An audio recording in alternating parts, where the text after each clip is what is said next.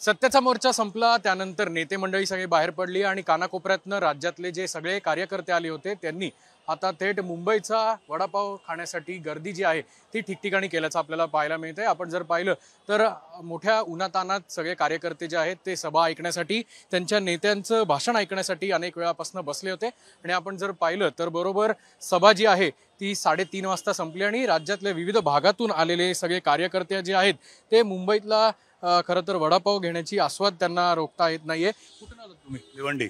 कसा वाटते, कशी वाटली सभा? सभा एक नंबर सभा झालेली आहे आणि पुढचा मुख्यमंत्री हा महाविकास आघाडीचा असेल। काय राजसाहेबांच्या उद्धव साहेबांच्या सभेतनं काय जाणवलं? एक मोठी ऊर्जा निर्माण झाली आमच्यामध्ये आणि जे इतक्या दिवस आम्हाला विचारत होते लोक की वोट चोरी कशी करतात, तू सांग ते आज आम्हाला कळलं। राजसाहेबांच्या परवाच्या कालच्याच भाषणामध्ये पण जो डेमो दिला त्याच्यामध्ये पण तंतोतंत आम्हाला आता कळलं की नेमकं कशी प्रोग्रामिंग होतात मशीन्समध्ये आणि त्याच्यानुसार ती वोट चेंज करता येतात। सभा संपल्यानंतर वडापाव वगैरे काही ताक बी खाल्ला ना, झाला ताक झाला, वडापाव झाला। आपण बघू शकतो वडापाव नाही खाल्ला असं होऊ शकत नाही।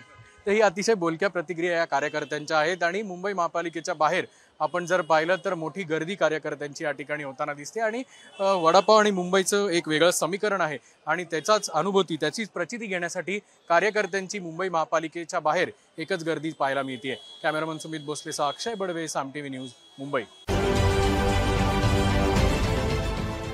देश विदेशातील प्रत्येक घडामोडींचे लाईव्ह अपडेट मिळवण्यासाठी आता साम टीव्हीच्या सर्व सोशल मीडिया प्लॅटफॉर्मला लाईक, फॉलो आणि सबस्क्राईब करा।